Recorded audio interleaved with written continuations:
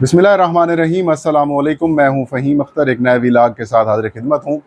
नाज़रीन, supreme court of Pakistan के आइनी बेंच की जानिब से जो चंद रोज़ पहले मखसूस नशिस्तों का फ़ैसला सुनाया गया, उसके बाद तहरीक इंसाफ से मखसूस नशिस्तें छीन ली गईं, जो कि PTI को कभी अलाट भी नहीं की गई थी इलेक्शन कमीशन ऑफ पाकिस्तान की जानिब से। लेकिन इस सूरत हाल के बाद वफाकी हुकूमत को 2/3 अक्सरियत पार्लिमान में हासिल हो गई है। इसके बाद सेनेट के इंतखाबात खैबर पख्तूनख्वा में होंगे, जिसके बाद 3 से 4 नशिस्तें जो कि KP असम्बली में अपोजिशन है उसको मिल जाएंगी।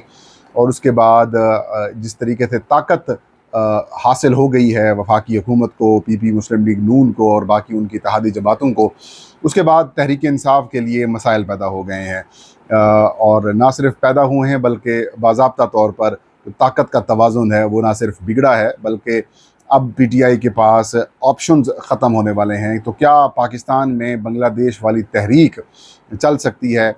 क्या मुमासलत है बांग्लादेश की सूरत हाल में और पाकिस्तान की सूरत हाल में, और क्या इक़दामात हो सकते हैं जिसकी बेस के ऊपर पाकिस्तान में इस तरह की सूरत हाल पैदा हो सकती है? और इस सारी सूरत हाल के ऊपर पाकिस्तान तहरीक इंसाफ का क्या लाहे अमल है, वो हम आपके साथ आज शेयर करेंगे। पाकिस्तान में बदकिस्मती से इस वक्त आइन, आप इसे कह सकते हैं कि बराए नाम एक मुक़द्दस किताब रह गया है, या यूँ कह सकते हैं कि जो सोशल कॉन्ट्रैक्ट है पाकिस्तान का, पाकिस्तान की आवाम का, पाकिस्तान के इदारों के साथ, वो अब बराए नाम रह चुका है। ताकत का तमाम तर जो आप यूँ कह सकते हैं जो महवर है, वो इस वक्त कह सकते हैं कि पाकिस्तान के अवाम की मुंतखब करदा पार्लिमान नहीं है, बल्कि ताकत का महवर अब वो है जिससे सब डरते हैं। पहले हमारे, आप यूँ कह सकते हैं, जो रियासत है वो 3 सतूनों के ऊपर मौजूद थी, अदलिया, मुकन्नना और पार्लिमान। पार्लिमान को पहले भी एक बड़ी अहमियत हासिल है, क्योंकि यहाँ पर पाकिस्तान के अवाम के जो मुंतखब करदा नुमाइंदे हैं वो आते हैं। लेकिन जो रियासत है पाकिस्तान की वो इन 3 सतूनों के ऊपर कायम है, और इनका जो बैलेंस है वो बराबर के ऊपर है। यानी कि तमाम जो आप इसे कह सकते हैं जो पिलर्स हैं हमारी रियासत के, उनकी अहमियत और उनकी यूँ कह सकते हैं कि जो आप इसे कह सकते हैं कि जो स्टेटस है वो बराबर का है। कोई इदारा ना बड़ा है ना छोटा है। अगर कोई इदारा बड़ा है, कोई छोटा है, तो फिर रियासत का जो बैलेंस है वो आउट हो जाएगा। लिहाजा ये जो बैलेंस ऑफ स्टेट है वो बराबर ही रहता है। लेकिन हमने देखा इस दौर में कि पार्लिमान में फार्म 47 वाले लोगों को बिठा दिया गया, जिनकी जीत से उनका कोई ताल्लुक नहीं है। फिर इसी पार्लिमान के ज़रिए सुप्रीम कोर्ट ऑफ पाकिस्तान या अदलिया जो है उसको कंप्रोमाइज़ कर दिया गया, और अब जो इंतज़ामिया है वो ऊपर है, बाकी सारे इदारे जो हैं वो नीचे हैं। तो उससे आप ख़ुद अंदाज़ा लगा लें कि हमारी रियासत अब ये इस तरह से होने की बजाय, बैलेंस के साथ होने की बजाय, अब वो यूँ हो चुकी है। इसका मतलब ये है कि ताकत का महवर अब अवाम नहीं है, सुप्रीम कोर्ट नहीं है, बल्कि अब ताकत का महवर हमारी एग्जेक्टिव हो चुकी है। और एग्जेक्टिव में भी तमाम एग्जेक्टिव के इदारे नहीं, बल्कि एक आध इदारा जो है वो पावरफुल हो चुका है। और ऐसी सूरत हाल में सुप्रीम कोर्ट हो, हाई कोर्ट्स हो, उनसे किसी किस्म का भी फ़ैसला लिया जा सकता है। पार्लिमान कंप्रोमाइज़ कर चुकी है, तो पार्लिमान से भी किसी किस्म की तरमीम कराई जा सकती है। मतलब आप ख़ुद अंदाज़ा लगा लें कि ऐसी हुकूमत, ऐसे लोग जिनकी फार्म 47 के ऊपर जीत हो, जिनके पास सादा अक्सरियत तो दूर की बात है, जिनकी कुल मिलाकर मखसूस नशिस्तें भी शामिल कर लें तब भी इनकी नशिस्तें 50 से 60 नहीं बनती, उनको 2/3 मेजॉरिटी दे दी गई है। और फिर सोने पे सुहागा, जनरल सीटों के ऊपर जो अवामी वोटों से जो लोग आए हैं उनसे तो सीटें छीन ही ली, लेकिन जो बाकी सीटें मिली, जिनकी रिप्रेजेंटेशन ख़वातीन की और अक़लियतों की, उनके वोटों की होनी चाहिए, उनकी सीटों से होनी चाहिए, वो भी छीन कर उन लोगों को दे दी गई है जिनकी फार्म 47 के ऊपर जीत हुई है। तो ऐसी सूरत हाल में तमाम दरवाज़े पाकिस्तान तहरीक इंसाफ के लिए बंद कर दिए गए हैं। अदलिया कंप्रोमाइज़ कर दी गई है, और जो एहतजाजी तहरीक है उसको भी रोंद डाला गया है। जिस तरीके से 26 नवंबर 2024 की वाक़या हुआ, या उससे पहले जो कुछ हुआ, और फिर जिस तरीके से खौफनाक किस्म के ट्रेंड्स मिलिट्री कोर्ट्स के अंदर से सामने आए, बाद में अदालतों के ज़रिए जिस तरीके से लोगों की ज़मानतें नहीं होने दी जा रही, केसेस फिक्स नहीं करने दिए जा रहे, और मर्ज़ी के जो बेंच बनाकर, जज बनाकर या अदालत बनाकर जो बिठा दी गई है, ये जो मुसल्लत कर दी गई है, उसके बाद हालात बिगड़ते ही जा रहे हैं। तहरीक इंसाफ के लोग मायूस तो ज़रूर हुए हैं, लेकिन आप कह सकते हैं कि ان کے پاس آپشنز ختم نہیں ہوئے. تو اب ایک ایسی بحث شروع ہو چکی ہے کہ تحریک انصاف شاید کوئی اہم اور بڑے سٹیپس لے گی, لیکن اب تحریک انصاف کے پاس یہ آپشنز بھی محدود ہوتے جا رہے ہیں, کیونکہ خیبر پختونخوا کی حکومت اور جو پی ٹی آئی کی لیڈرشپ ہے, موجودہ لیڈرشپ جو باہر ہے, ان کی جانب سے جو کمپرومائز قسم کی صورتحال سامنے آ رہی ہے, اس کے بعد اب حالات صرف ایک ہی آپشن رہ گیا ہے کہ شاید کوئی عوامی انقلاب ہے, عوام باہر نکلیں اور پھر معاملات جو ہیں وہ حکومت کے کنٹرول سے باہر ہوں اور وہ بے بس ہو جائے اور پھر سرنڈر کرے, یا پھر وہ یہ کرے کہ جو عوامی رائے ہے اس میں جو ہے وہ اپنے آپ کو ڈھال دے. لیکن ایسا بھی ہوتا ہوا کم دکھائی دے رہا ہے. ہمارے ذہنوں میں آتا ہے سری لنکا, ہمارے ذہنوں میں آتا ہے بنگلہ دیش کی اسٹوڈنٹس تحریک چلی, اور اس کے بعد بنگلہ دیش کے اندر 14-15 سال سے جو ایک حسینہ واجد کا رول تھا وہ ختم ہوا, اور اس کے بعد اسٹوڈنٹس نے بنگلہ دیش کے اندر انقلاب لے کر آ گئے. تو کیا بنگلہ دیش والی تحریک پاکستان کے اندر بھی ہو سکتی ہے؟ تو اس کے جواب تھوڑے سے مشکل تو ہے, لیکن پہلے ہم بنگلہ دیش کی تحریک دیکھتے ہیں کہ اسٹوڈنٹس کے ساتھ ظلم ہوا اور اسٹوڈنٹس نے یہ کہا کہ ہم احتجاج کرتے ہیں. پھر اسٹوڈنٹس نے بغیر کسی لیڈر کے تحریک شروع کر دی, اور تحریک اس طرح سے ہوتی تھی کہ انہوں نے یہ نہیں کہ آپ یوں کہیں کہ آپ ٹرپ کے اوپر جا رہے ہیں, آپ بنگلہ دیش کے کسی کونے سے نکلیں, ایک شہر سے نکلیں اور پھر آپ ڈھاکہ کی طرف مارچ کریں, یا پھر کسی اور شہر کے اندر میرپور میں یا پھر کسی اور شہر کے اندر آپ چلے جائیں. ایسا نہیں کیا. انہوں نے ڈھاکہ کو ہی پکڑا اور ڈھاکہ کے اندر ہی انہوں نے روڈز بلاک کرنا شروع کر دی, احتجاج کرنا شروع کر دیا, اور پھر وہ تحریک بڑھتی چلی گئی. اداروں کے اوپر دباؤ آیا, پھر حکومت کے اوپر دباؤ آیا, نظام زندگی معطل کیا, اور اس کے بعد بنگلہ دیش جو ہے وہ ایک نئے دور کا اس نے آغاز کیا.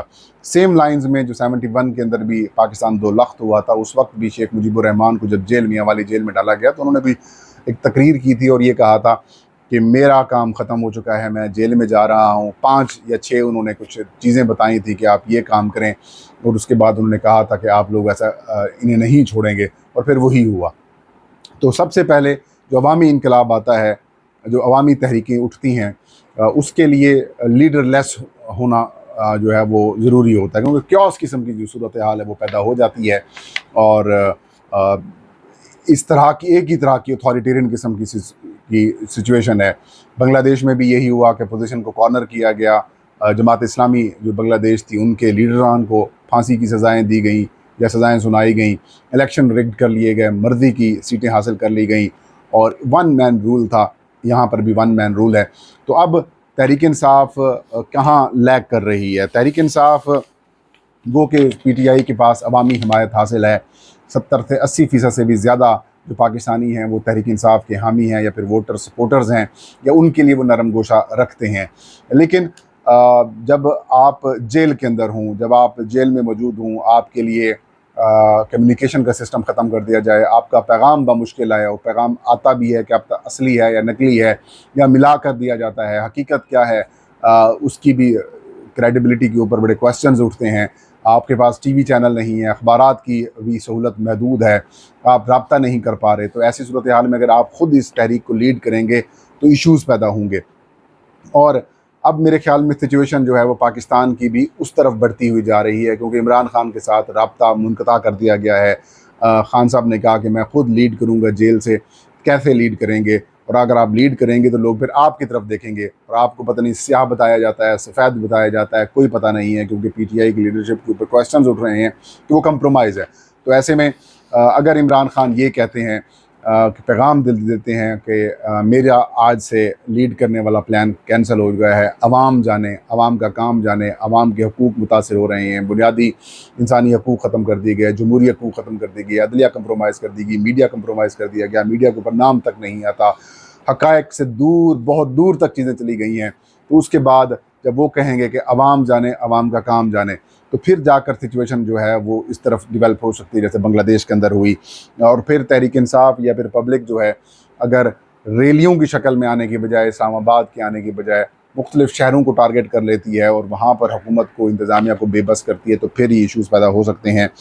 تو یہ ایک پلان یا پھر ایک طریقہ ہو سکتا ہے جو کہ پاکستان اور بنگلہ دیش کے اندر اس وقت لیگ کر رہا ہے, کہ بنگلہ دیش کے اندر تحریک ڈیفرنٹ تھی, پاکستان کے اندر تحریک ڈیفرنٹ ہے. یہاں پر لیڈ کرنے والے تو ہیں، لیکن حالات اب ایسے پیدا کر دیے گئے ہیں کہ ان لیڈ کرنے والوں کے اوپر بھی لوگوں کا ٹرسٹ نہیں ہے. تو کوئی ایک ایسا واقعہ ہونا ہے اور اس کے بعد آپ دیکھ لیجئے گا کہ حالات اس طرف جائیں گے. ورنہ جس طریقے سے ہمارے موجودہ رجیم نے عدلیہ کنٹرول کر لی، میڈیا کو کنٹرول کر لیا، پارلیمان کو کنٹرول کر لیا، پاکستان کے اندر اٹھنے والی آوازوں کو کنٹرول کر لیا، سپریم کورٹ بار کے الیکشنز ہوں، اس کے اندر آپ دیکھیں کس طریقے سے حکومتی حمایت یافتہ گروپ جیت گیا. اس کے بعد انٹرنیشنل جو پریشر آنا تھا وہ بھی انہوں نے ختم کر دیا.